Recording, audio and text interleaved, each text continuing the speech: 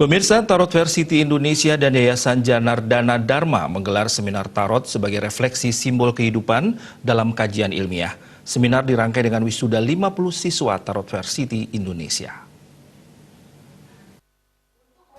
Seminar Tarot sebagai refleksi simbol kehidupan dalam kajian ilmiah menghadirkan 3 orang pembicara, yakni Ketut Sandika, seorang akademisi dan penulis buku Tantra Ilmu Kuno Nusantara, Dwi Mahendra Putra, seorang pemerhati lontar dan akademisi, Niluh Erna Dewi Setiawati, seorang profesional tarot reader sekaligus founder dari Tarot Fair City Indonesia.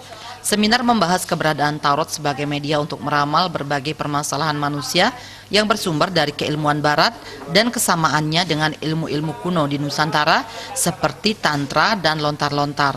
Founder dari Tarot Fair City Indonesia, Niluh Erna Dewi Setiawati, mengatakan tarot sudah dikenal dan digunakan sejak dahulu kala di Eropa. Tarot telah digunakan oleh psikolog barat Gustav Jung pada tahun 1650 untuk melakukan pemetaan alam bawah sadar pasien sebelum melakukan terapi. Untuk membantu pasien, praktisi tarot menggunakan 78 buah kartu dengan gambar simbol-simbol yang memiliki makna tertentu. Pembaca tarot juga menggunakan kekuatan energi dan berkomunikasi antar jiwa di level kuantum sehingga praktisi tarot bisa memetakan alam bawah sadar pasien. Setiap kartu yang dibuka oleh pasien berisikan simbol-simbol tertentu yang merupakan rambu-rambu atau penunjuk jalan terkait permasalahan yang sedang dihadapi. Dari simbol-simbol tersebut, pembaca tarot akan mengetahui masalah yang sedang dihadapi dan memberikan solusi lanjutan berupa terapi frekuensi. Tarot Fair City Indonesia kini berkembang pesat dan telah meluluskan 50 siswa yang tersebar di berbagai daerah di Indonesia. Para siswa dibina untuk menjadi pembaca tarot profesional, dilengkapi dengan sertifikasi dan kode etik. Di Bali sendiri, profesi profesional tarot reader banyak dibutuhkan, terlebih yang bisa bahasa Inggris untuk klien turis asing. Saya di Tarot Fair City Indonesia benar-benar ingin membentuk teman-teman semua untuk menjadi profesional.